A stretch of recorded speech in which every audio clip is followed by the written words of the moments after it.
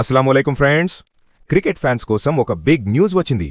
IPL 2026కు ముందు రవీంద్ర జడేజా యొక్క Rajasthan Royals టీంలో ఎంట్రీ సోషల్ మీడియాలో పెద్ద సంచలనం సృష్టిస్తోంది. జడేజా స్వాగతం కోసం టీం ఒక స్పెషల్ వీడియో విడుదల చేసింది.